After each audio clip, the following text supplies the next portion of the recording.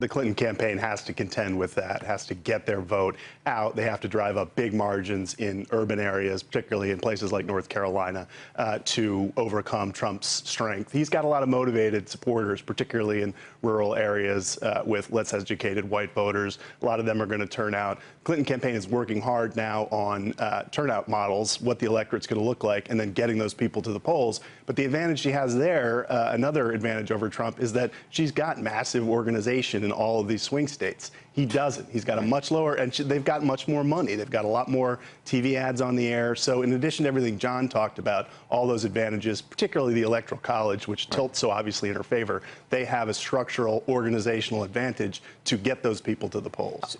Go ahead. So based on John's poll, does that assume that Hillary survived the deplorables comment?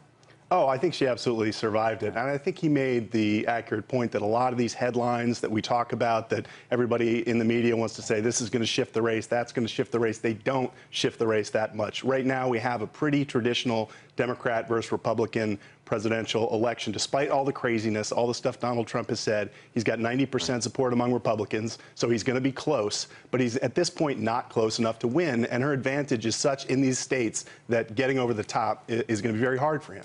But this issue of enthusiasm, or what people call intensity of electoral intentions, is fascinating because it's something that pollsters can't measure at all accurately.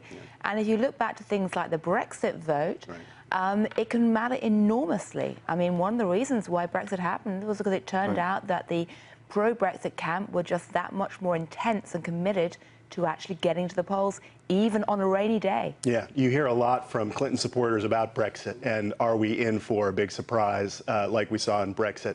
I don't think we necessarily are, partly because of the organizational advantage that Democrats have, that, you know, maybe there's not the sort of enthusiasm for Clinton that there was for Obama, but there's the same machine to get those people Jack out. Welch was on this program earlier this week, and there was an article tweeted out by did Kellyanne tweet it out?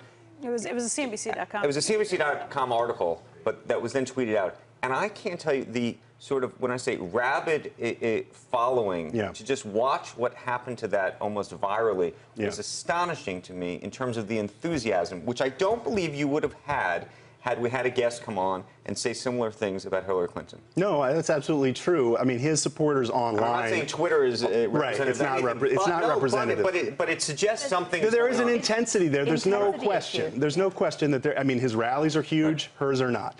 He has an intensity of support. We don't know the extent to which that's going to translate into election day. And Gillian's absolutely right that we can't test it. So there is an unknown factor here that maybe there are these secret Trump voters that all show up and blow away her advantage in places like Pennsylvania. I doubt that happens.